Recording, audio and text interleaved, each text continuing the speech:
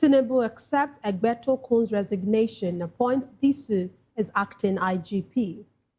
The federal government denies ransom payment in Niger school kids' release.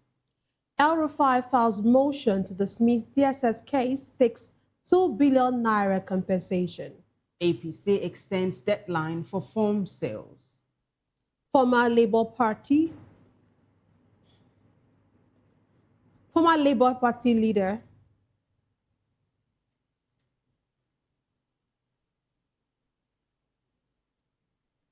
Former Labour Party candidate Akpata joins ADC in Edo, chaos erupts. The federal government to relocate MMIA terminal ahead of demolition. On the foreign scene, G7 leaders reaffirm support for Ukraine. While in business news, CBN lowers interest rate to 26.5%. In sport, FIFA alert as cartel violence hits Mexico before World Cup. In the world of entertainment, Ashake tops Spotify Nigeria as most streamed artist. Now the news and details. President Bola Tinubu has accepted the resignation of Inspector General of Police Kayode Egbetokun, citing press and family reasons. Presidential spokesperson Bayo Onanuga made this announcement. Tinubu praised Egbetokun for his decades of distinguished service and dedication to strengthening internal security. Appointed in June 2023 for a 4-year term, Egbetokun's tenure was set to end in June 2027 under the amended Police Act. The president has approved Assistant Inspector General Tunji Disu as acting IGP, with a Nigeria Police Council meeting to be convened to consider his confirmation as substantive IGP. In the meantime, the federal government has dismissed reports claiming that ransom was paid or militant commanders released to secure the freedom of school children abducted from St. Mary's Boarding School in Niger State. The Minister of Information and National Orientation, Mohammed Idris, said in a statement that the allegations are false and a disservice to the professionalism of Nigeria's security forces. He noted that the Office of the National Security Advisor, the Department of State Services, and the leadership of the National Assembly had already debunked the claims. According to the minister, conflicting accounts of how the alleged ransom was delivered further undermine the credibility of the report. He reaffirmed the government's commitment to protecting lives and property. And now to legal matters. Former Kaduna State Governor Nasir El-Rufai has asked the courts to quash charges filed against him by the Department of State Services, describing the case as incompetent and an abuse of court process.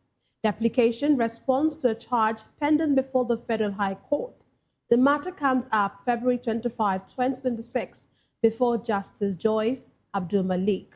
In his motion, El-Rufai is seeking an order striking out the February 16 charge, arguing that it discloses no known offense and fails to establish a prima facie case.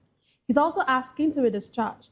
The former governor is further seeking 2 billion naira in cost against the DSS, alleging misuse of the criminal justice system to harass and embarrass him. The DSS filed a 3-count charge accusing him of unlawfully intercepting a telephone conversation involving the National Security Advisor, Nuhu Ribadu. In the first count, the agency alleges that during a February 13 appearance on a TV program in Abuja, El-Rufai admitted he and others intercepted the NSA's communications. Still on the legal note, an Economic and Financial Crimes Commission witness, Halima Kazim, has told an Abuja court that former Nigerian National Petroleum Corporation General Manager Aminu Babakusa made his statement voluntarily. The EFCC has charged former National Security Advisor Sambo Desuki, Babakusa, Acacia Holdings Limited, and Reliance Referral Hospital Limited with criminal breach of trust and the alleged diversion of 33.2 billion naira. The commission also accused Desuki and others of releasing the equivalent of 10 billion naira in foreign currencies from the NSA's account.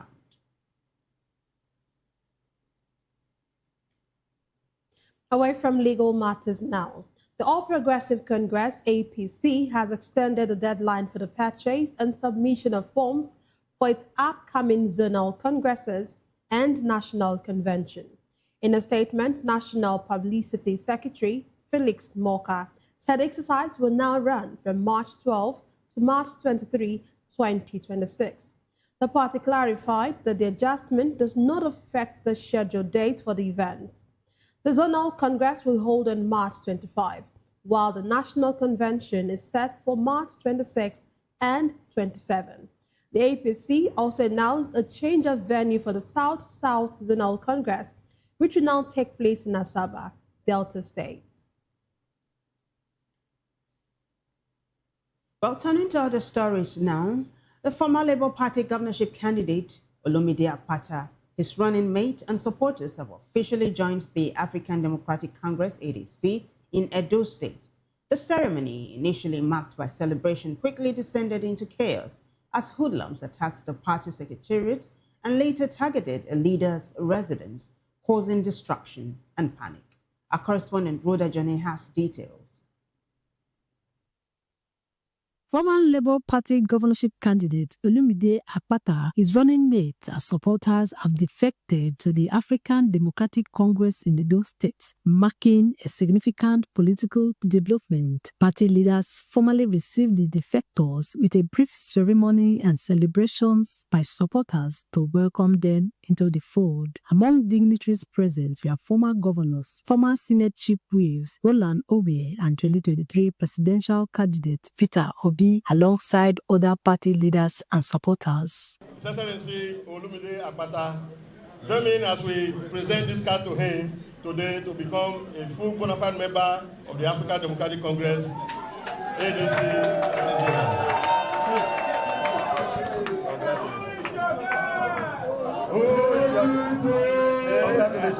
We thank our leaders.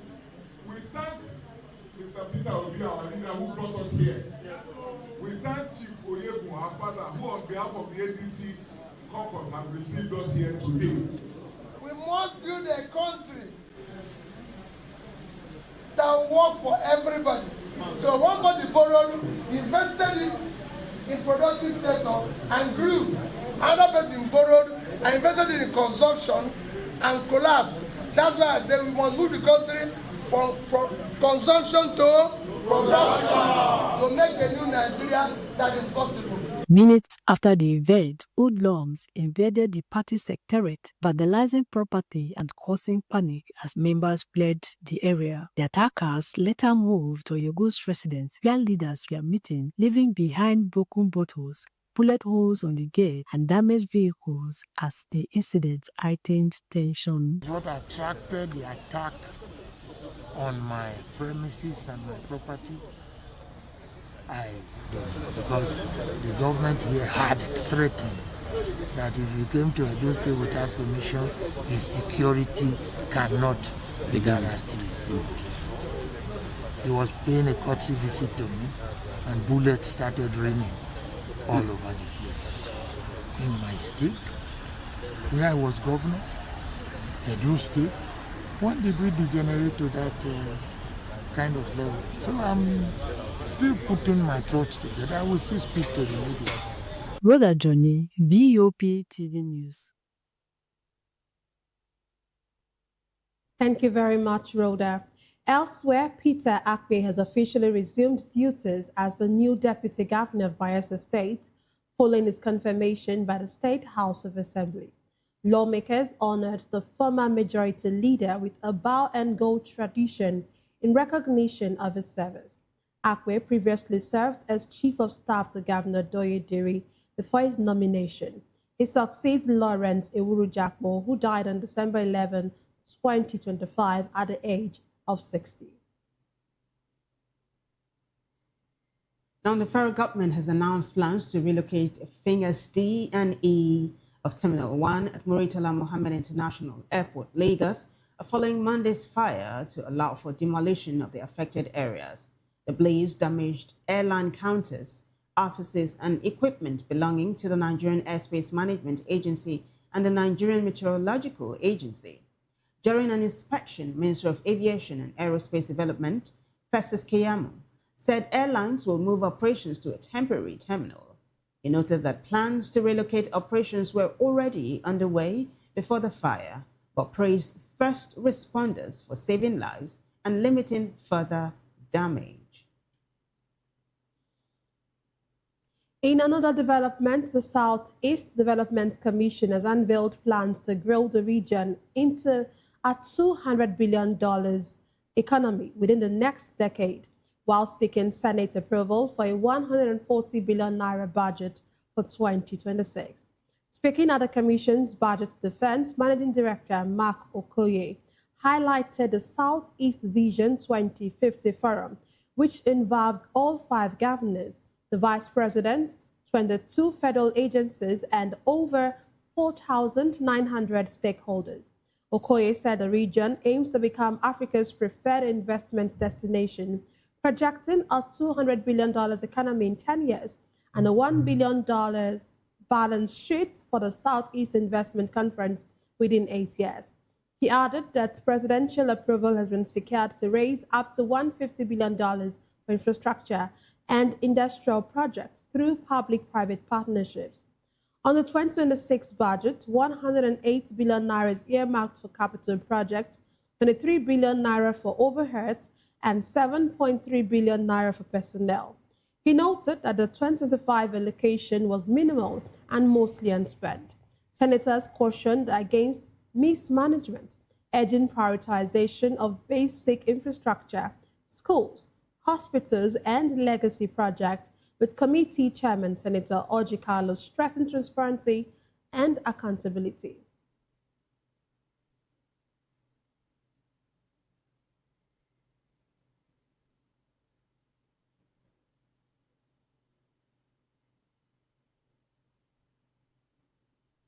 Well, you're still watching News Hour on VOP TV. We'll be right back after this short break. Stay with us.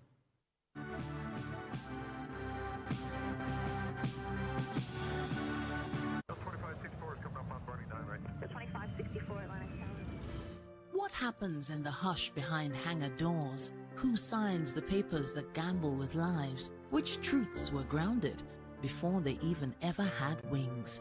If you've ever buckled a seatbelt at 30,000 feet, if you've ever stared out of that tiny window and wondered who's really in control of the skies, it isn't just flight, it's power, it's politics, it's pressure sealed in steel.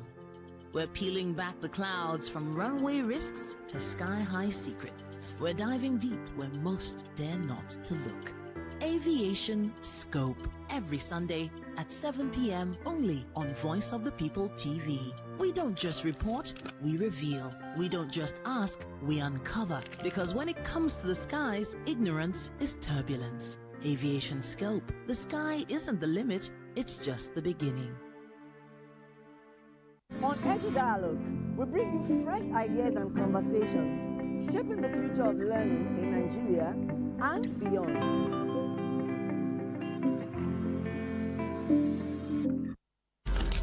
In a world where power shifts with every headline. In a nation full of questions. In a world filled with noise, the truth needs the voice.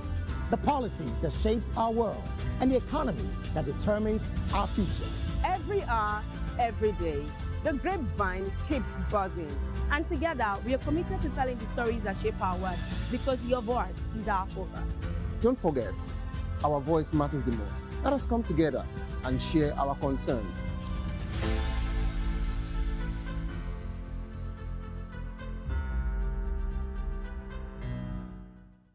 Welcome.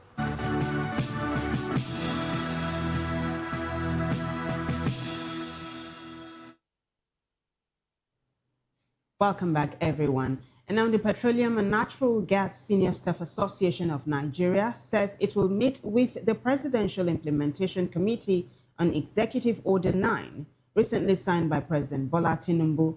The union warned that the order poses a serious threat to the stability of the oil and gas industry, describing it as a direct attack on the Petroleum Industry Act.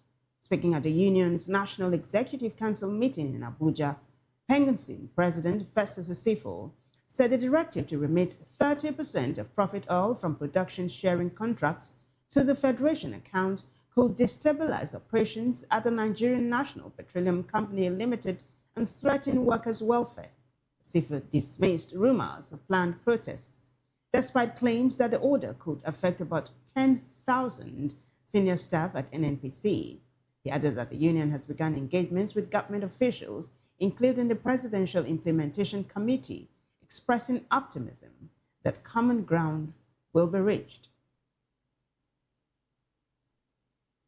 In another development, Nigeria has been urged to translate research into action to create an environment where science and technology can thrive and drive sustainable development. The call was a key focus at the Nigeria-European Union Science and Innovation Summit in Lagos, where policymakers, researchers, and industry leaders explored ways to strengthen innovation and partnerships for growth.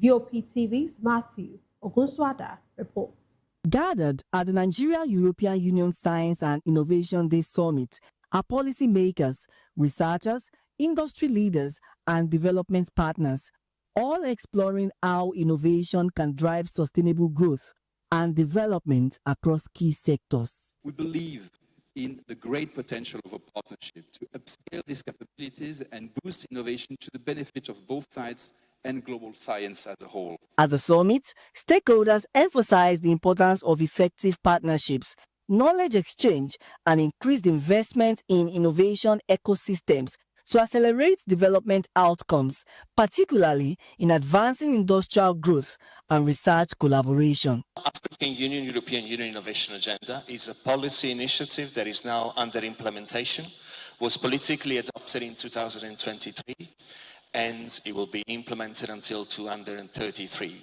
The essence of it is trying to foster a more effective translation of research and innovation into more products, services, businesses and job opportunities in both Africa and Europe. Science, research and innovation are not merely academic pursuits.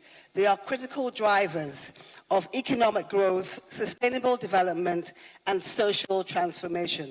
Private sector collaborations, we really must ensure that funding is flowing where it's needed most. We have a lot of researchers who've done a lot of work, and those outcomes are sitting on shelves, and those problems are still there. So instead of us shopping around the world for solutions, can we dust what is on the shelf and begin to see how we can use them to address the challenges that we face? There's so many ways to be involved in STEM. You don't have to didactically go to a school and say, I want to study STEM. There's so many ways, from the TVET part of it, but we should all be open and broad-minded and willing to learn and also give our part. You can be a person in your house learning how to use some tools to make a machine and things like that. So explore and identify ways in which you can also give back to Nigeria, not just waiting for the ministry to give back to you.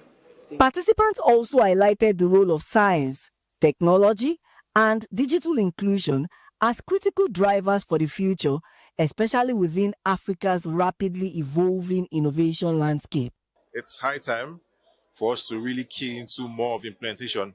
The current government is doing a lot of work to make sure that we go from planning to actually implementing. So with what the EU is currently doing, we're trying to create an ecosystem where everyone can come together, match-make themselves, and get to doing real projects. It's been eye-opening listening to other high-level conversations about research, innovation, and how collaboration needs to exist within the continent and even beyond the continent to foster knowledge, to foster innovation, to foster growth within and outside Africa. While the summit provided a platform for networking and dialogue, conversations here underscored that innovation is no longer optional, but essential for national development.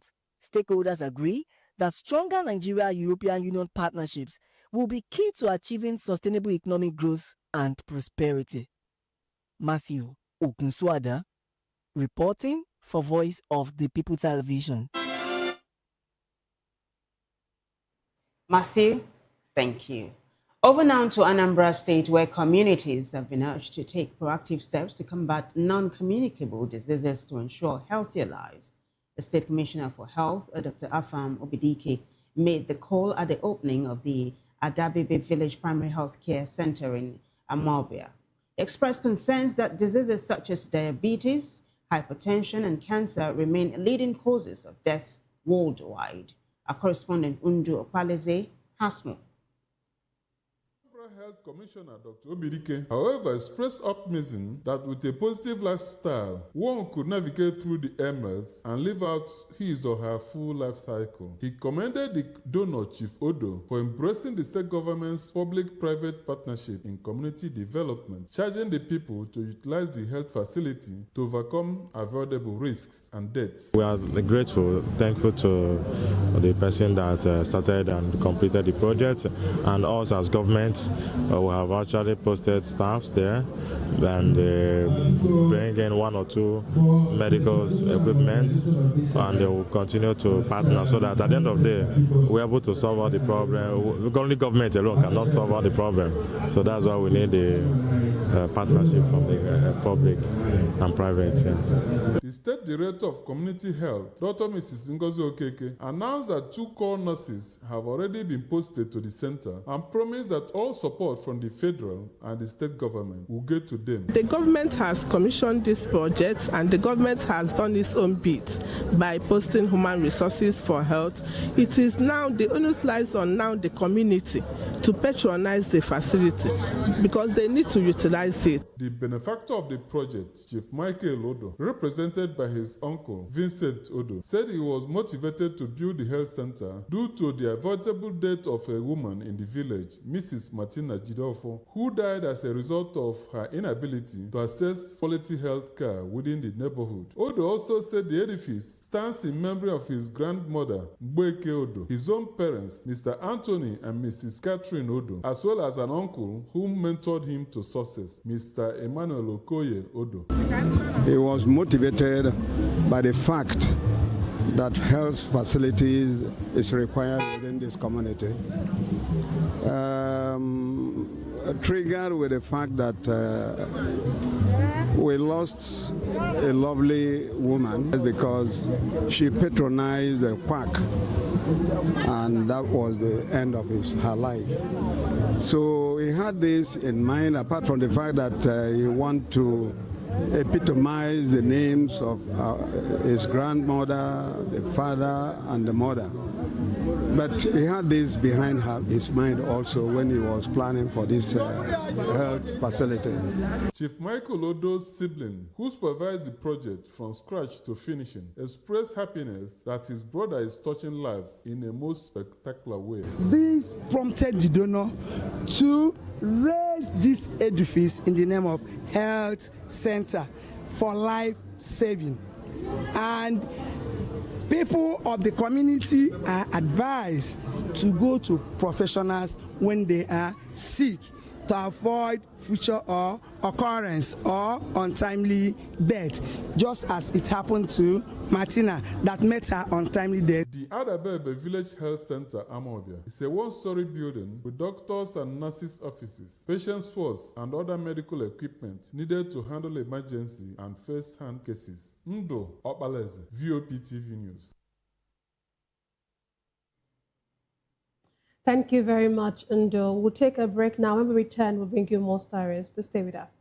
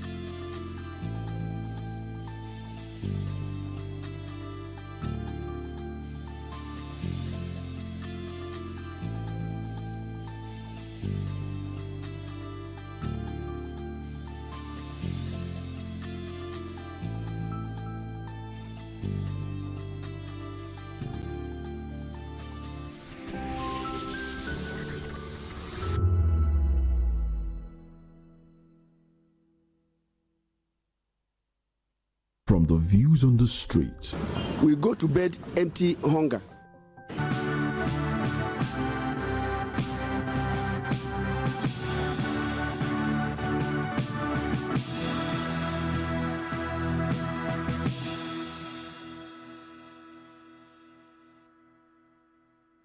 Glad to have you back.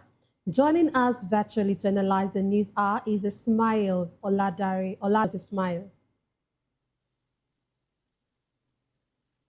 Yeah, thanks for having me tonight.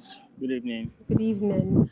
Okay, let's start with this. You know, President, of course, I'm sure you've heard the news that President Bola Tinubu has accepted the resignation of Inspector General of Police Kayode Egbetokun. First, let me even ask you before we go further, what's your reaction to the news that, you know, there have been calls for resignation of Kayode Egbetokun from different quarters, and now finally seeing him resign? What do you make of this development? Yeah, I mean, for the past over a year now, since appointed as the IGP, we personally, and by we I mean our party, the African Action Congress, and our movement, the Take It Back movement, we've been calling him illegal IGP because he was not even supposed to be IGP, because as at the time he was appointed, he was supposed to have retired. And it was on that basis we've been referring to him as illegal IGP. So Egbetokun was not supposed to be the IGP to start with. So this one they are wrong. And you know, let me state it categorically here. That what they are calling resignation now, it was a forced resignation, because it has dawned on the Tinubu government that Egbetokun is actually staining them more than any other person in that administration. So they had to let him go. But to keep his dignity intact, that's why they revert to this as a voluntary resignation due to family reasons. But it was actually a forced resignation. They advised him to resign. And that's the fact. But then we have been calling for his resignation removal for over a year now. All right, Ismail, let's talk about something else, right? There have been concerns in some quarters that DIG Frank Kumba was overlooked, and then Assistant Inspector General Tunji Disu was now picked as the acting IGP to replace the outgone IGP Egbetokun. Are you impressed with the president has made? About this government, but there is a fact to this matter actually, because since 1999, whenever successive presidents are appointing the Inspector General of Police, it has always happened that they overlook the DIG to go for AIG. It has happened, and this is not the first time. Obasanjo did it, Yaradua did it. So there was a precedent. So this is not the first time this is happening. But other than that, whether Mba was appointed, whether it's Disu that has been appointed, it changes nothing. The system, the whole architecture of the police system must be overhauled. Because whether it's Egbetokun, whether it's Disu, we don't have any iota of hope in this institution whatsoever.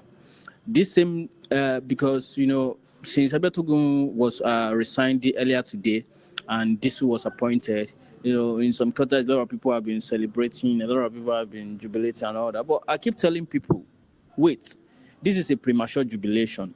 This same Disu was a CP in Rivers State when that unconstitutionality was happening there, when Wike was holding a whole state to ransom. Disu was the one that he was using in that state. During NSAS in Lagos, Disu was the head of a unit of police in Lagos. And we all know what police did to NSAS protesters in Lagos. So none of these guys can be trusted, whether it's Disu, whether it's Mba. So I don't have any impression about them. I'm not impressed whether it's Disu that was appointed or Mba. I'm not impressed whatsoever. They are all the same. Yeah, but can you quickly speak to the fact that some people are alluding to nepotism, that the president also picked a Southwesterner instead of a Southeasterner? Do you think this is a case of nepotism? They all do that. They all do that. I mean, during Obasanjo's time, he was also appointing Southwesterners too. During Yaradua time, he was appointing Southeasterners, right? During Jonathan's time, he was appointing Northerners. And during this Tinubu's, he's appointing Southwesterners. So they all do these things. So it is not new. It is they are still stuck in trade. So we don't really care about these things. They all do it. Okay, let's move on to something else. The federal government has dismissed reports claiming that the ransom was paid or militant commanders released to secure the freedom of school children abducted from St. Mary's Boarding School in Niger State. Of course, I'm sure you remember this particular story where a number of children were abducted by kidnappers or bandits from Niger State, and there was a lot about it, and now the federal government is coming to say that these allegations of ransom being paid are false and they're not true. Why? What do you make of it? Why do we? Of course, these children were released. Nobody got to know anything about the. Nobody saw or heard anything about the abductees and the abductors rather. And then now the federal government is coming to say that no release was paid and they are denying the fact that the allegations are being made of release being paid, of ransom being paid. What do you make of it? Yeah, I mean, whenever the government or the police or the army are denying anything, better know that this thing is actually true. About a year ago, no, not even up to a year ago, some months ago, when the news of the military coup broke out, the government denied vehemently. But months later, they released another statement, stating that it did happen and they've been arresting people involved, right? So when this government is denying any claim or any news out there, you better believe it is true. And even away from that, if terrorists or kidnappers kidnap, you rescue these people, it has to be either of two things. It has to be that you pay ransom to rescue those people, or you annihilate these kidnappers and you took them out to rescue these people. If this later was the case, then we should see bodies of these kidnappers. Or if you arrested them, we should see their faces, right? But we don't see that. It then means that it was the second option, which is payment of ransom. If you want to deny the allegation that you are not paying ransom, then let us see what you have done. Let us see the faces of these kidnappers, or let us see their bodies if you have taken them out. But you can't show us all of that. It then means only one thing: you are paying ransom. And that's a fact. If they want to deny that, they should deny it with solid evidences. What did you do? How did you take these people? How did you rescue these victims? How did you rescue them? That's $1 billion question. Well, the former Kaduna State Governor, Nasiru El-Rufai, has been one of the strongest proponents, really, of this narrative that there's the payment of ransom by the federal government. But Nasiru El-Rufai is in the news for another reason today. He has asked the court to quash charges filed against him by the Department of State Services, describing the case as incompetent and an abuse of court processes. He's also saying, the search of his home in Abuja was also unacceptable, and he's asking for payments and, and all of that. What do you make of this whole case? Yeah, someone like Nasir El-Rufai, when he was governor, I think I said this some days ago, when he was governor, everything they are doing to him today, he has done it to a lot of people as well. Yeah? Stephen Kevas is still there. Kevas is also charging Nasir El-Rufai to court again now and is demanding a lot of millions from him as well in a lawsuit. Right? So, if there are people who have violated human rights abuse the most as when they were in power, Nasir El-Rufai will be top 3 of those people, right? But then it doesn't now take away the fact that whatever they are doing to him, fundamental rights must also be protected, right? I even heard that his nose was bleeding. Nobody should go through that in disguise of torture or anything. If he has done anything wrong, prosecute him, don't persecute him. And, that's our conclusion. And if Verify feel like his rights has been violated, of course, it is within his own right to approach the court and, ask for as for his human right to be protected by the court. So it is within his rights.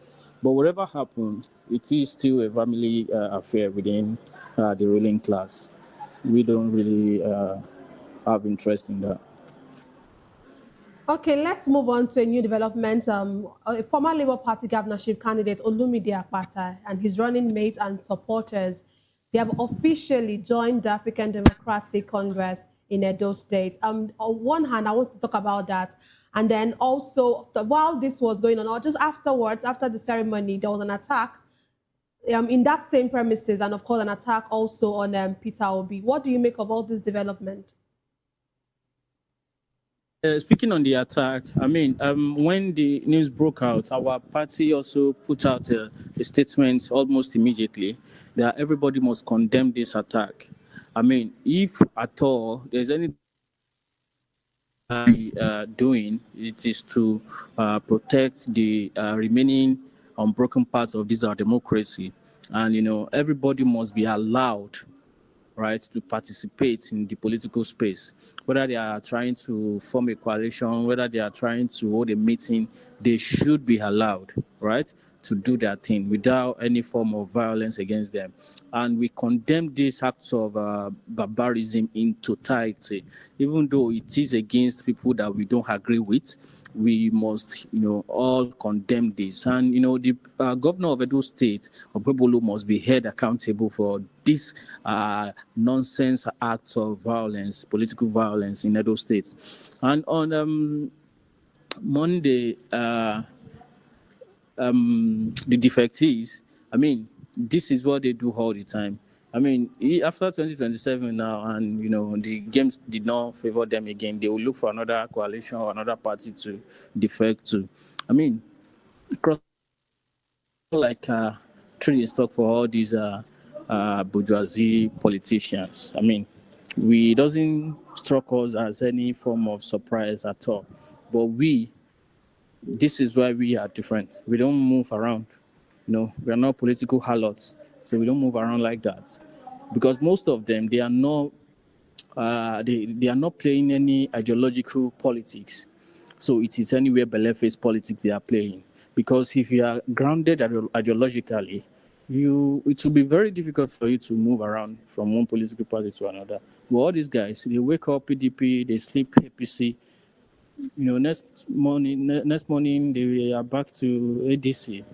So that's how they move. Tomorrow they might leave ADC again. Yeah, finally, before we let you go, the federal government has announced plans to relocate fingers D and E of Terminal 1 of Muritala Mohammed International Airport, Lagos, following Monday's fire to allow for demolition of the affected areas. For starters, I hope you were not affected in any way, because there was alarm across board yesterday in Lagos over the fires. Secondly, what do you make of this, though? Remember how last year huge amounts was budgeted for the, should I say, renovation of just one wing of the Muritala International Airport.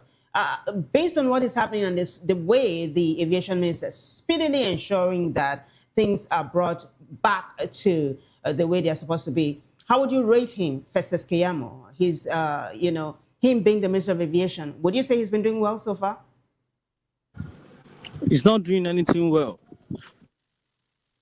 In fact, thanks for asking. I was actually not in Lagos when this happened earlier today. Well, it's also to point to the fact that it is high time we stop just accepting all these incidents all the time. They are becoming too many.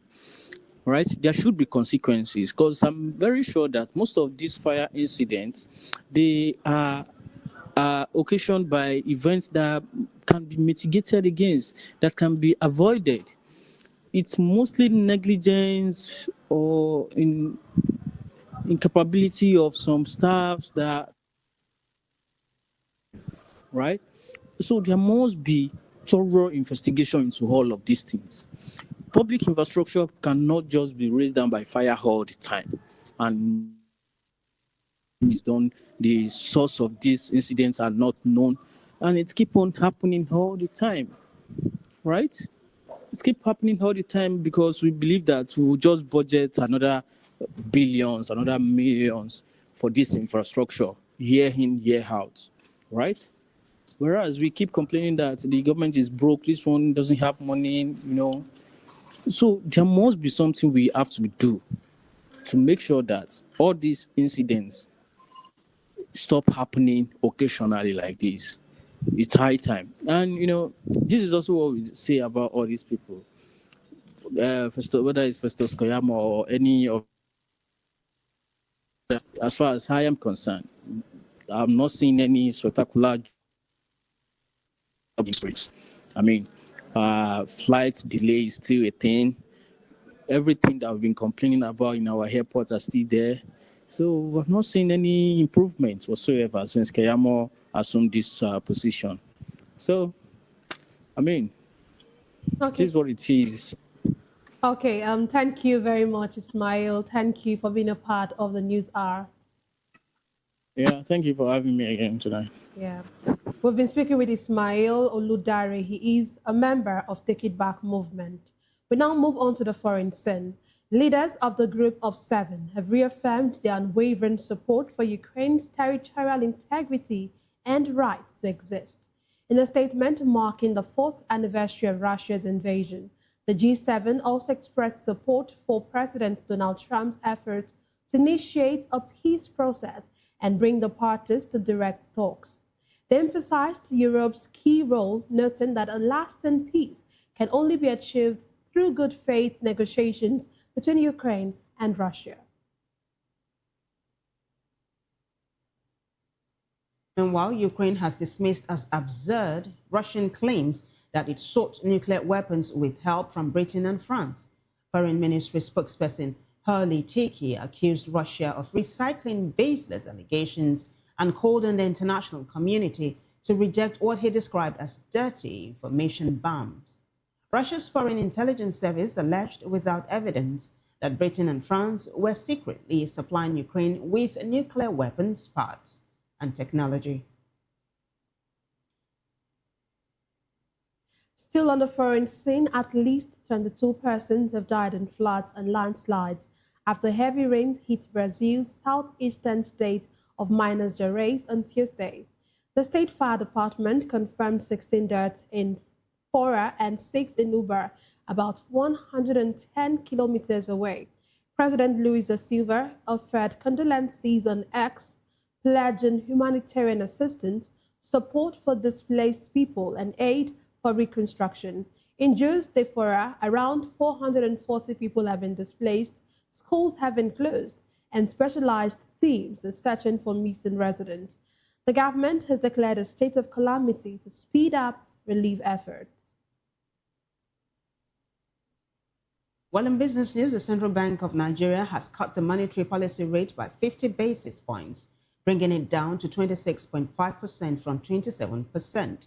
The decision was announced after the 304th meeting of the Monetary Policy Committee in Abuja by CBN Governor Olayemi Kadoso, with 11 members in attendance.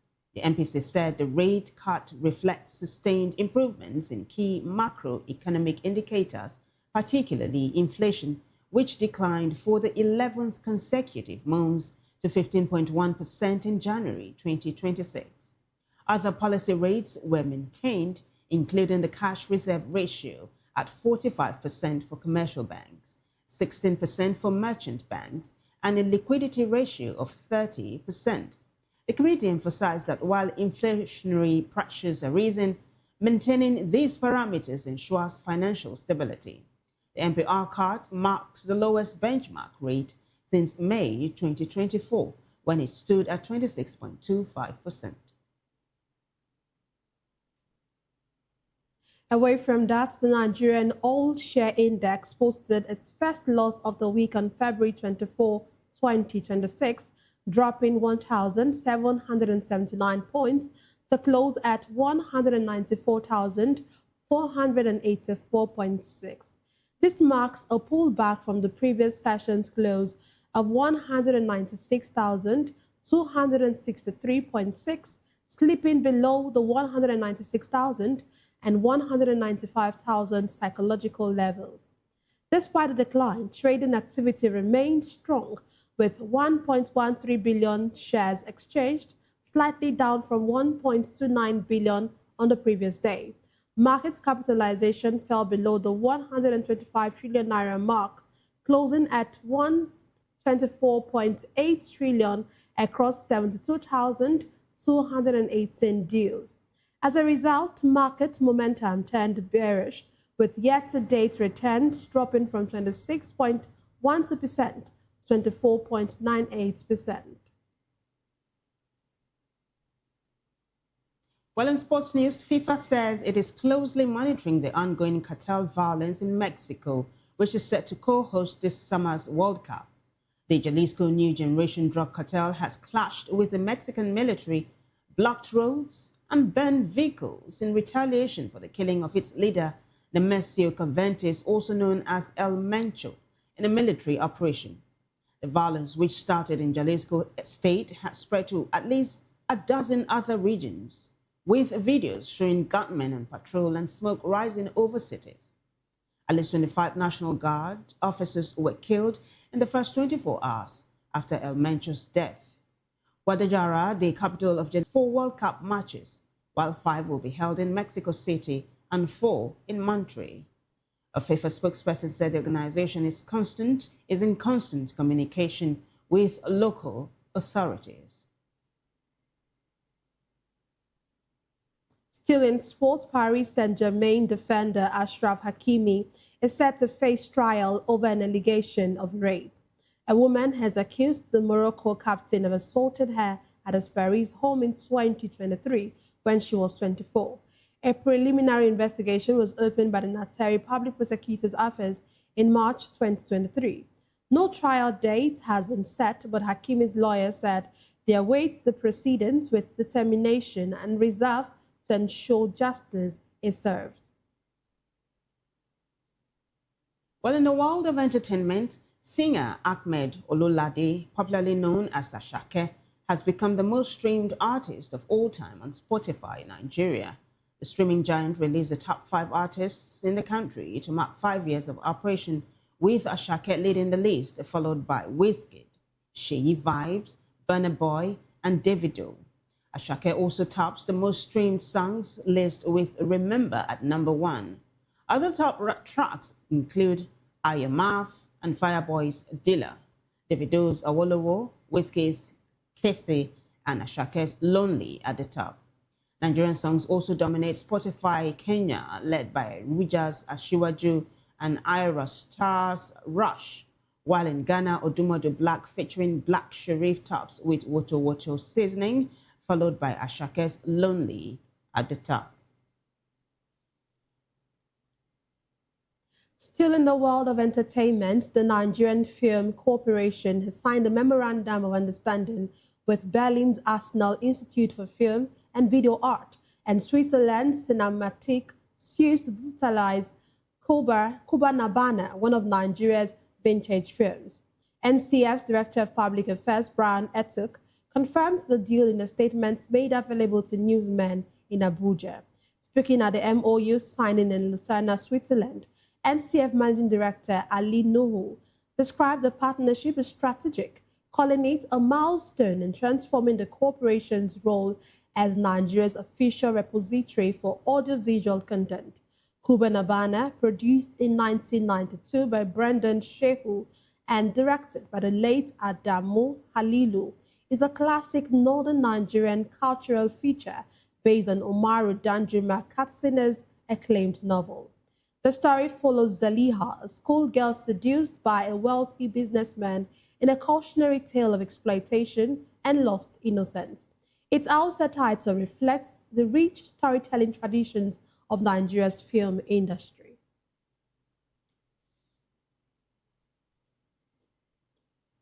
And that's the size of our package today. But before we go, a quick look at the headlines. We told you that President Tinubu has accepted Egbetokun's resignation, appoints Disu as acting IGP. Also, federal government denies ransom payment in Niger school kids release. El-Rufai files motion to dismiss the SS case, seeks 2 billion naira compensation. APC extends deadline for form sales. Former Labour Party candidate Apata joins ADC in Edo, and chaos erupts. Federal government to relocate MMIA terminal ahead of demolition. Well, on the foreign scene, G7 leaders reaffirm support for Ukraine. In business, CBN lowers interest rates to 26.5%. Well, in sports news, FIFA alert as cartel violence hits Mexico before World Cup. And in the world of entertainment, Asake tops Spotify Nigeria as most streamed artist. Do well to subscribe to our YouTube channel. On YouTube, we are Voice of the People Television, and on other social media platforms, we are at VOP TV Live. You witness news happening near you. We want to hear from you. Send your eyewitness report, event coverage request, photos or videos directly via WhatsApp to 0814-606-4057. Can also reach our newsroom by email at news@vop.ng. I am Nnenna Ndomdioto. And I am Vivian Uguche. Thank you for watching.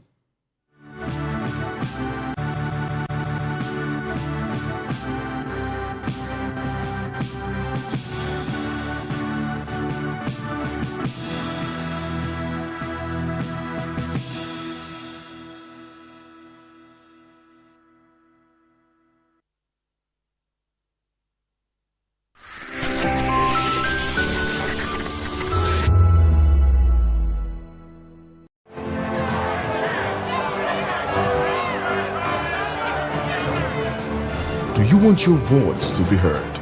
Do you know that you matter in the scheme of things?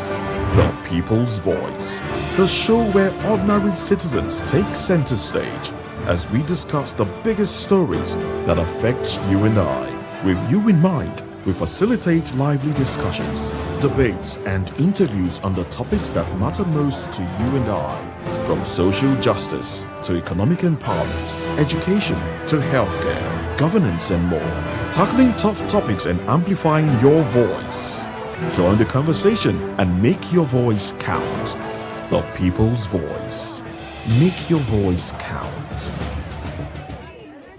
To know the happenings in the maritime sector, join us on the program Maritime Frontiers on VOP TV as we discuss key areas in the maritime sector from aquaculture, maritime transportation, maritime labor regulation, oil and gas exploration, ferry and passenger insurance, marine pollution and prevention, port operations, and lots more. Maritime Frontiers, exploring Nigeria's blue economy.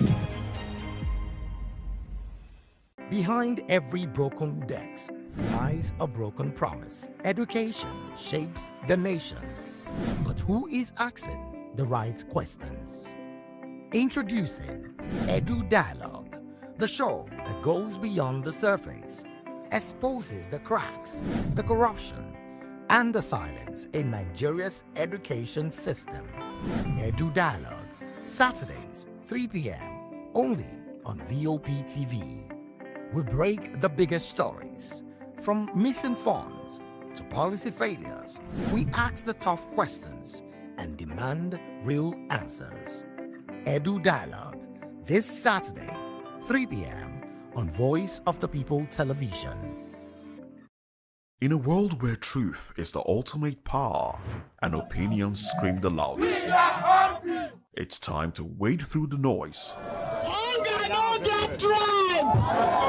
Hunger no get religion! And scan the human interest and trending topics that matter. Stay tuned to The Issues, your plug to the stories making the buzz, from politics to science and technology, social justice, and more. Let's tackle the tough questions and expose the truth. The Issues on Voice of the People Television, Mondays to Fridays, 8 to 9 p.m. The issues. Don't just react. Understand. The red carpets. Awards. The razzmatazz. Music. Fashion. Interviews and more. Spotlight. On Voice of the People Television, let's feed you with all the juicy stories in the global entertainment space, bringing you the glitz and glamour as it is hot. Stay tuned to Spotlight, 1 p.m. Monday to Friday. Spotlight on VOP TV. Entertainment like never before.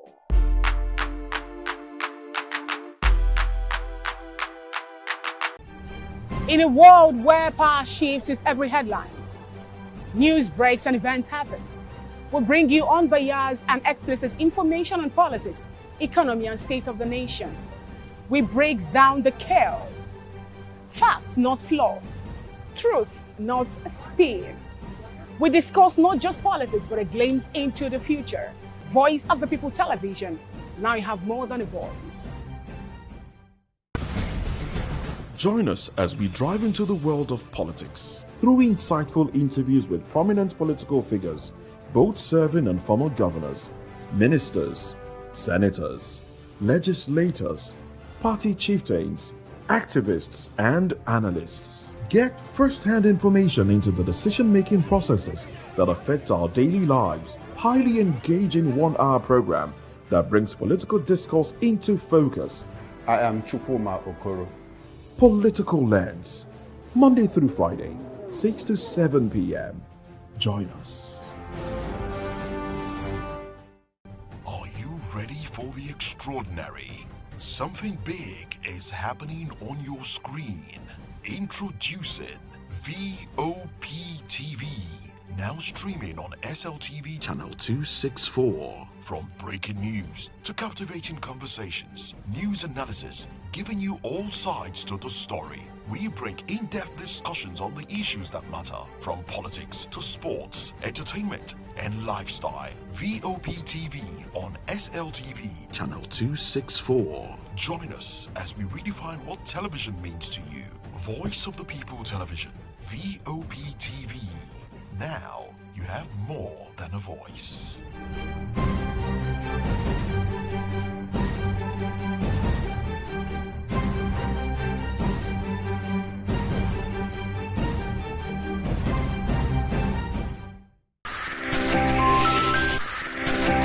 When I first heard VOP, I thought they were talking about me because I'm a voiceover personality. But no, this is Voice of the People TV, and you are riveted forever because this is the place to be. Yo guys, your boy Chella. Shout out to VOP TV. I love you guys. Salut, salut tout le monde. Suspect 95. Là, on est sur VOP TV. On passe un bon temps. J'espère que vous kiffez. On est au Afrima. On est ensemble. VOP TV. Don't see me like a fool because I don't do giddy giddy giddy. VOP, you don't know Stoneware from Ghana representing live and living color. Yeah, Bim Nation president. Outside with it. Bless up. Hello, this is Milo from Ivory Coast. Keep watch Voice of the People TV. Regardez la voix du peuple, la télévision de la voix du peuple. Que Dieu vous bénisse. À très bientôt. Love you so much. Hi guys, what's up? This is Gaze Baba. I am watching VOP TV. Usually you be told to not touch the dial, but I tell you to touch the dial and increase the volume. Like, keep it locked. It's Afro Gospel. Thank you. Hello, my name is Shego Arunze. You're watching VOP. Don't change the dial. My Joe, fine girl. My Joe, fine babe. Yes, don't touch the dial. This is me, Dr. Adiwala Iba. Keep watching VOP TV.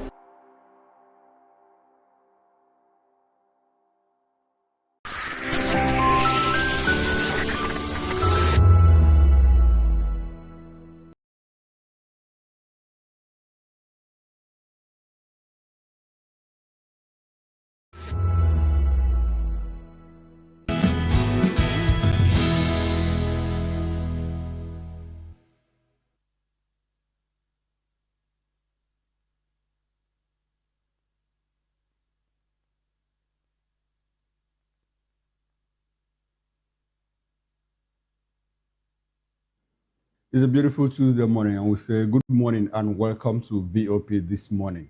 And in the next 2 hours, we are going to take you through very interesting trading stories in Nigeria.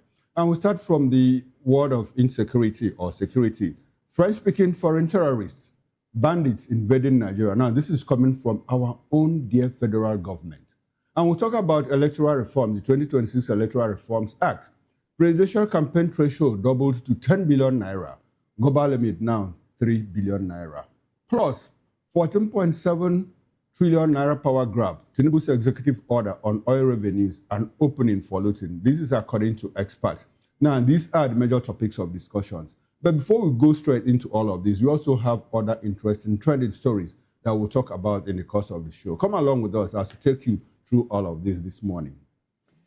Yes, come along with us. And it's still the month of love, but Nigeria has its own problems. And we'll be touching on some of these problems, security issues, money issues, and all of that. We'll touch on all of that. Now, politics. I told someone yesterday, I said, the number of people going into politics these days in Nigeria is alarming.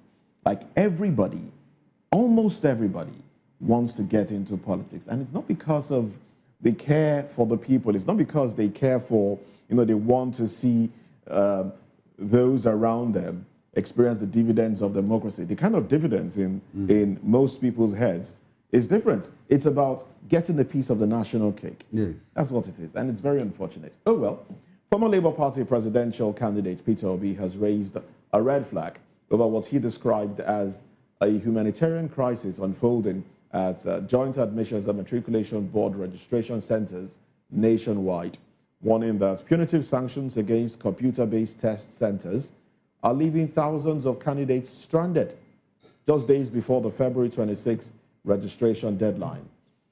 In a strongly worded statement issued via X on Monday, Obi recounted witnessing chaotic scenes at JAMB's Amabia office in Anambra State. Crowds of students sleeping overnight in Awka, some traveling from distant villages, only to find the same crowd and confusion he observed last year had persisted despite promises of corrective action. Well, his intervention comes as JAMB maintains an unyielding stance, insisting there will be absolutely no extension to the deadline, despite having registered only 1.5 million candidates against its 100,000 daily capacity.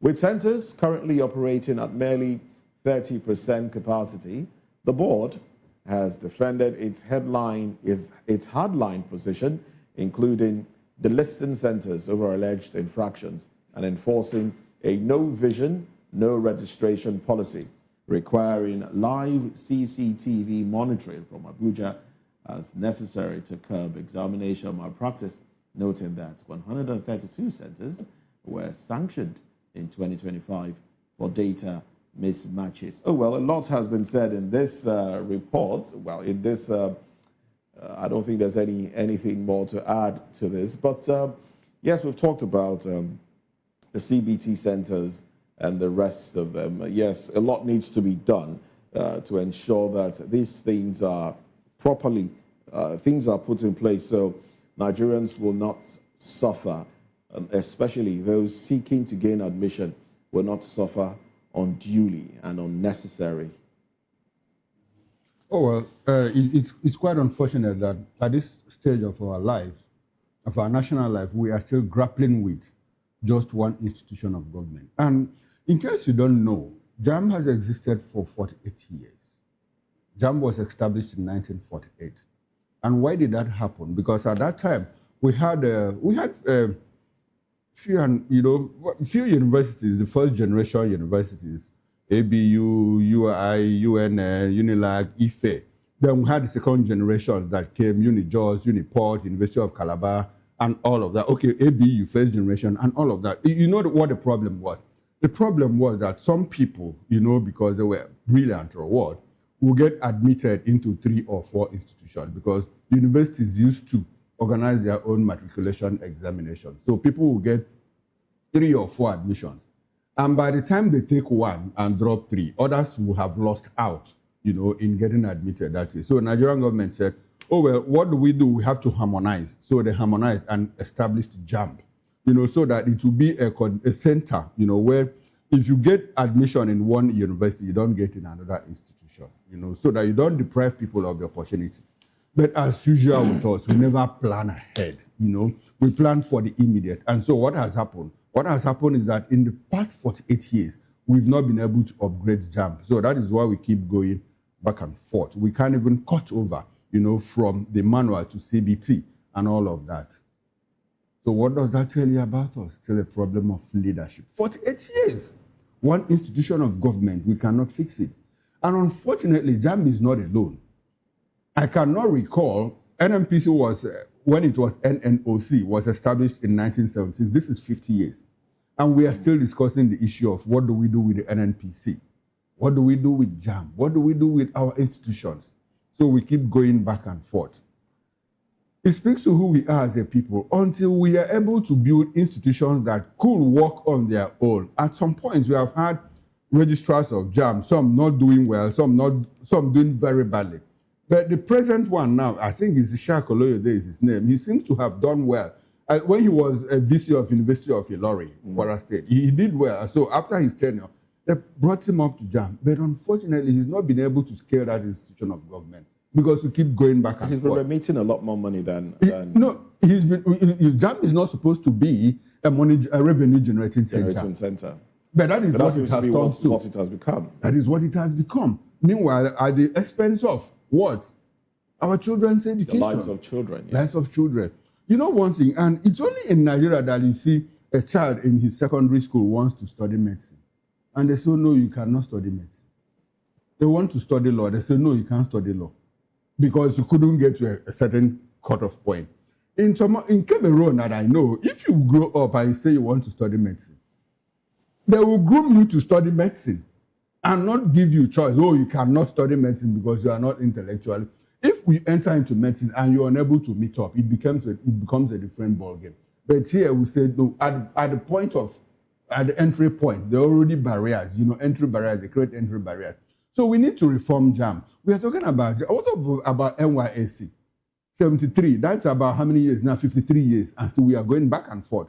So JAMB is not alone. Whatever it is, the registrar, please ensure that the people are not pushed, the entry barriers that your policies have created, make sure that you untie all of those things so that people can get in. We are even talking about not having enough educated people, and we are still building entry barriers, creating entry barriers, either making it difficult for people to get educated. It doesn't help us.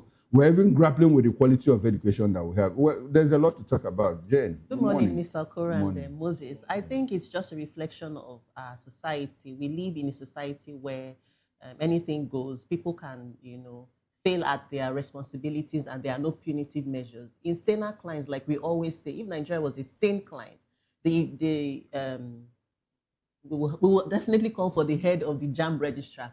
And then JAMB saying that they have enough capacity, that they have earmarked so much money, and yet they are later admitting to operating at 30% capacity. What does that say? Is it a situation of them biting more than they can chew? Or is it a situation of a collapse? Because it seems like the tech in Abuja is different from the tech in Enugu. And this is like the hinterland, right? This is a village, like a local community, a small community in Enugu, right? It's the same reason. It's the same reason we're struggling with the usage of beavers and iron. Exactly. I wanted to tie that. It's the same reason. It's just ineptitude. And because there are no punitive measures, we have this thing and the president play came out out every year by year. That internet broadband hasn't gotten to a lot of we don't places. have that capacity. So why can't we have our president? Why can't we have manual backup in this case?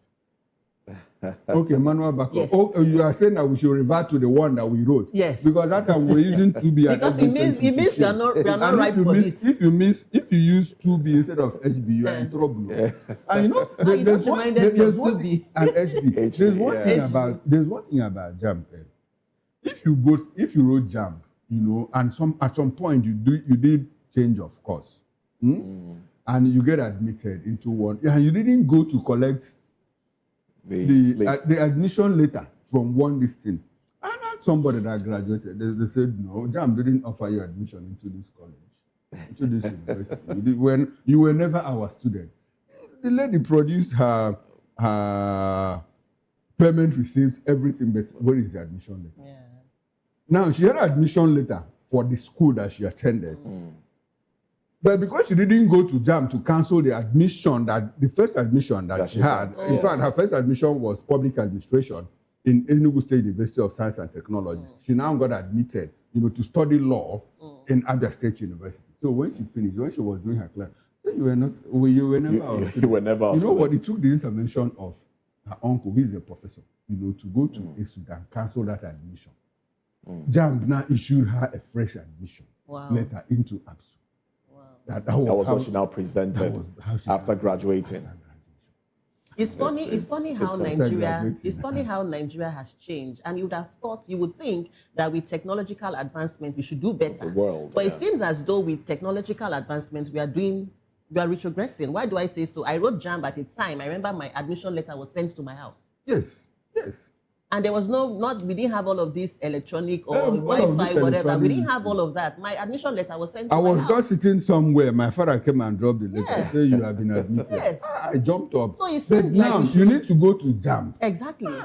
We like to punish ourselves. We would rather have students queue up in front of either JAM or NECO office or WAEC office. That, I think it gives some people joy. And it happens in the civil service a lot. No, because it also creates an opportunity for some people to make money out of it. Yes. Can we talk about some children who live in, let's say, Bariga, and are asked to go and write their JAM in Badagry? Or in Ikorodu. Is that a normal system? It's not a very abnormal country, really. But anyway, JAM, whatever you do, please fix this problem for Nigerian youth. Let's move away from that. Former Kaduna State Governor Nasir El-Rufai has launched a blistering 1 billion naira legal counterattack against the Independent Corrupt Practices Commission, ICPC, accusing the agency of orchestrating an unlawful invasion of his Abuja residence, using what his lawyers describe as a fundamentally defective search warrant plagued by material drafting errors, ambiguous execution terms, and lack of probable cause. Well, the lawsuit filed just days after ICPC agents raided his Mambila Street home on February 19 demands the immediate return of seized documents and electronic devices while challenging the constitutional validity of the entire operation, which his legal team argues violated his right to dignity, privacy, and fair hearing. Under Section 34 through 37 of the Constitution.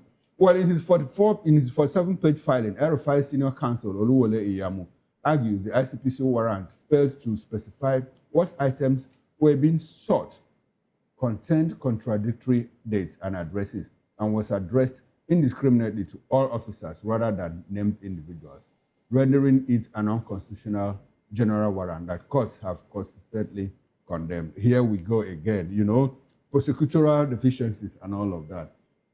Lack of prosecutorial diligence. That is what we get. Now this lawyer has gone into technicalities. And at the end of the day, this is what we see, a pushback in the war against corruption. Lawyers are very adept at this. And we have lawyers that, I understand that there's a very senior lawyer, when he goes to court, he doesn't argue, he just waits for you to make an error and he capitalizes on that error. And he wins his case. But the Supreme Court judge, CGN, was it Kekere Ekun? I think the last one that left.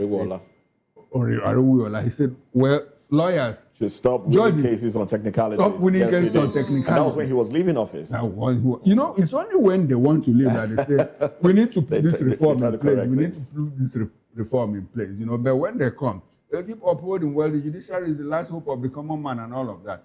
What we see in this case is corruption fighting back. We are talking about 423 billion naira of Kaduna State money, allegedly missing. It's not been established, but we want to get at the root of this matter. And so how do we get at it? We already having, speed breakers in this process. The lawyer has come out to say, well, the warrant itself was deficient. We're still talking about the search warrant and all of that. So you see, by the time we get into service orders, motions, and all of that, this case, Ojo Zokalo, my former governor, his case lasted for 12 years. And at the end of the day, what did we get? We have started with Yaya Bello. Now we are seeing it's getting into the third year. Before you know it now, he gets into Senate somehow, or he gets into another office, and we keep going back and forth. So my last word on this is prosecutors, please be diligent in doing your job. Don't create loopholes, for lawyers, to take advantage of and prolong cases unduly. And at the end of the day, the money is missing, it's not recovered. And eventually, when we even recover them, they are reluted and we keep going back, we start from where we stop. It doesn't help us as a people. Well said, well said. But I will speak to the fact that there should be timeline for cases like this. We're trying to peg a timeline for electoral cases. Let's also peg timeline for, cases of crime or civil cases, whichever one. There should be a timeline. It shouldn't exceed maybe 5 months, 3 months, 4 months. There should be speedy execution of these things. That way we will not over-labor our courts and judiciary. And that way, whoever is seeking justice at any point in time will have closure. You get closure. If the people are aggrieved that their commonwealth is being looted, at least within a specific time, they will see where the courts will arrive at, and they will have closure, and everybody will move on with their lives. As against cases lasting 12 years, and in fact, those that complained in the first instance would have forgotten about it, and everyone would have moved on. You see, the issue of Yaya Bello, like you mentioned now, a lot of indigenes of Kogi State have moved on. They've moved on already. And now they're talking about the possibility of it getting into the Senate, 11th Senate. There's that conversation already on the table. And of course, if that happens, nobody will talk about monies, billions of naira taking. So it's not justice for those whose commonwealth, whose monies, those who have been deprived what ordinarily is due unto them if cases are dragged like this. And you talked about the technicality aspect. I think you can't rule that out really. It's about who's the smartest. It would be difficult. Yes, it's about who's the smartest. So, if a client comes to me and I know he's guilty and I choose to take up the case, all I need to do is look out for loopholes. Yes. I think Nigeria is one of the best places to practice as a lawyer. As long as in short, the best. I take that back. Nigeria is the best place to practice as a lawyer, as long as our political structure remains what it is. Right now, it's so sad that the narrative, the attention has moved from the offense. It's now the narrative or the focus is now on the nature the manner by which the warrant was. You see, that's a diversionary tactics. And they will go round and round and round. And I love the fact that you talked about technicalities. And yes, Moses, I think technicalities should be upheld. Because they will hold, they'll rally and bandy around it. Before you know, time has gone. Another politician will be praying, please let this go on for long so that his own case will die. Be frozen, will remain frozen. Yahya Bello is roaming scot-free, and whether we like it or not, he's going to win an election and he'll become a lawmaker in this country. Good. And there's nothing we can do. You see, the dangerous thing in all of this is that we are gradually building a pattern. And you know what a pattern is. We also have, apart if Yaya Bello, okay, let's even leave him out of it. If you go to Senate, how many senators are undergoing investigation? A lot of them actually have cases. Let's leave the Senate. Go to the cabinet. How many cabinet members, ministers are undergoing investigation? Now, these are the people that superintend over us. Yes. So what do you expect? That enact laws. What do you expect? So do you expect that will ever come out of this? I don't think we're ready. We aren't ready. This corruption thing, we are not ready yet. We are not ready. Until we have a leader who says, enough of all of this shenanigans, enough of all of this nonsense. Now, let us stop it. Until we get that person, it will be difficult for us. It will be difficult because this is a country that anything goes. There are no penalties. That's why people can do whatever they want to do. I think we should just move on and take on this our third story. The All Progressive Congress is openly defending its controversial alliance with the Federal Capital Territory Minister, Nyesom Wike, insisting that the former Rivers State governor has constitutional rights to campaign for any candidate, regardless of party affiliation, even as the PDP accuses him of engineering shameful defections that handed APC 5 of 6 area council victories in Abuja's weekend elections. APC National Publicity Secretary Felix Moka told Channels Television that Wike has the inherent liberty to support whomever he chooses, framing it as a constitutional freedom rather than a political inflation, a stance President Bola Tinubu reinforced by personally commending Wike for delivering the victories. The controversy erupted after 2 PDP chairmanship candidates withdrew mid-race to endorse PDP APC rivals following Wike's interventions, prompting the PDP to condemn what it called forced concessions and anti-democratic inducements. While the ADC separately accused Wike of voter intimidation and imposing unlawful movement restrictions during the polls, the minister fired back that the results exposed emergency Democrats and proved Nigerians know the real ruling party, and proves that Nigeria knows the real ruling party. Interesting indeed. Yesterday, I think this was on the front burner during our the show yesterday, and I remember asking Barrister Aguemo if, legally speaking, if it was right for a serving FCT minister, a political appointee of the president, to go around and actively campaign for such an election. And I remember him saying that, no, it's illegal. But again, I also argued that Wike is a lawyer and should know better. And what was his argument? He said, yes, he's a lawyer, but he may have not been called to bar. But again, this is just what happens in Nigeria. We're in a country where anything goes. And APC is pretty much telling the PDP and the ADC that don't hate the player, hate the game. It is what it is. You know, in a country where a political aspirant will step aside after being stifled by the ruling party, that's just political gymnastics, and it's just the bane of Nigerian politics, and there's really nothing we can do. It's not political gymnastics, it's impunity. It's impunity, but why does impunity go up? Why does impunity take place in Nigeria? Because we allow it. We allow it. Because we allow it as a people, you know. What is happening in Nigeria, well, it probably would have happened in medieval Europe, you know, back in the days, but they were able to overcome all of that. Yeah. Unfortunately, if you go to places like Latin America, they have not been able to overcome, you know, all those deficiencies. And that is what we see in Nigeria. That is what we see in Africa. Barrister said that Wike, he didn't say that Wike may not have been called to bar. He said even after he's called to bar, he may not have practiced law. Yes. And so he might not have knowledge of the law. And I said, no, Barrister, even me as an ordinary, I'm not a lawyer, but I understand the law. I understand that. And he said it was just a constitutional right, you know. Okay. If I assault you, I know it's against the law. Yes. I don't need to go to law school to know all of that. Man, that's it. I think what is happening between the APC and the PDP, and let me put it in context. Wike took permission from the PDP to go serve in this cabinet. According to him, nobody has refuted that. And PDP said, go. The PDP did not tell him, go there and market your party.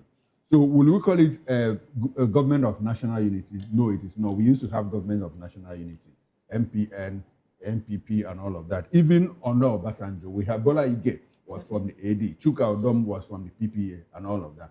So what they are doing is strange. But if you ask me, the president, without knowing it, he's eulogizing Wike, he's praising him. The president, without knowing it, or whether he knows it and he's doing it on purpose, is gradually, incrementally destroying our democracy, whether he likes it or not. That is how I feel about it. But, well, history is going to sentence him. I think Felix Moka's remarks is one of the most outrageous things you can ever see. You know, him defending Wike's stance. How so? How can you say that he's right? That he's the secretary of the party. He's supposed to speak in favor of the party. You're right, though. Well, the president, like Chukuma rightly said, he's largely seen as a progressive. But in everything that has been playing out, one would wonder, students of history, I mean, when time comes, I'm sure these things will come up later, and students of history will look back and ask themselves, what truly did the Tinubu administration do to Nigeria's democracy? And unfortunately, what might be studied in school in the days to come may not be palatable. It may just be, you know, things that people will look back and bite their fingers and say, oh, we allowed this to happen in Nigeria. It's, there's a lot of impunity going on. There's a lot of brigandage, as some will say, going on in the political space, and it's unfortunate. It's unfortunate. The president should ordinarily, the president shouldn't see himself just as a party man. He should see himself as a Democrat and the father of all. You know, he's the president now. He's not just the national godfather or father of the APC or the founder of the APC or whatever you want to call it. He's the president of Nigeria. He is our president, and he should ensure that things are done in such a way that every Nigerian will feel pleased at, you know, the way the administration is administering the state. But we should slow down. Now, Chukuma said something yesterday. Was it Chukuma or somebody else? That if this administration pursues the issue of insecurity with the vigor with which it is chasing political prominence and power, issue of insecurity would have been solved. I agree. Anyway, talking about issue of insecurity, we'll be going to that very shortly. That's our first that's what we'll dwell on in our first conversation. But in the meantime, let's quickly take headlines from the dailies now. And I go to Nigerian Tribune. These are the headlines here. The window headlines: bandits kill 10 in Plateau. Bauchi villagers flee to Gombe. Adamawa, GOC escapes ambush in Kebbi. Troops kill 5, recover arms. Odigye Oyegun Owie in power tussle over Edo South ADC leadership. Operators of Plateau mining site were released after I left office. Mine also reopened. Fire me, ex-minister of solid minerals. Gencos cry out, lament 6.2 trillion naira debt. We will establish state police. Tinubu reaffirms, says Nigeria out of the woods.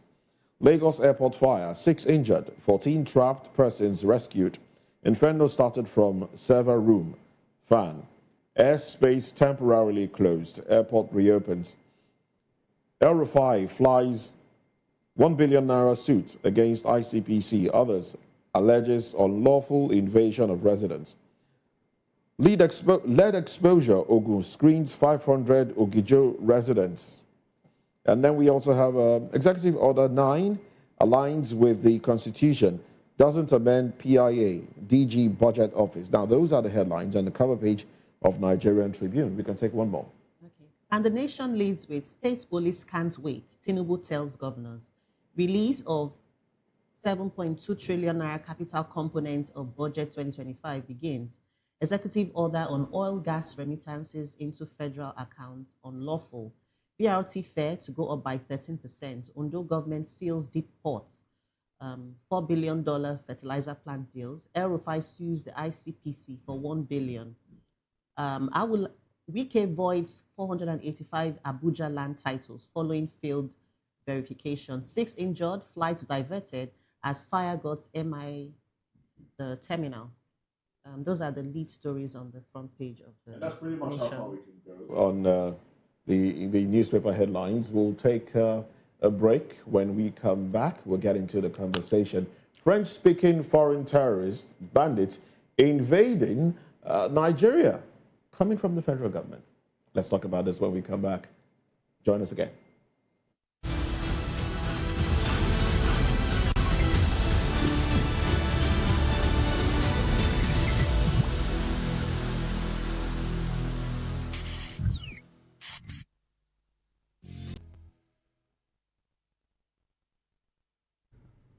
Now, welcome back and thanks for staying with us. If you are just joining us, this is VOP this morning. Now, let's quickly run into it. Our first topic of discussion.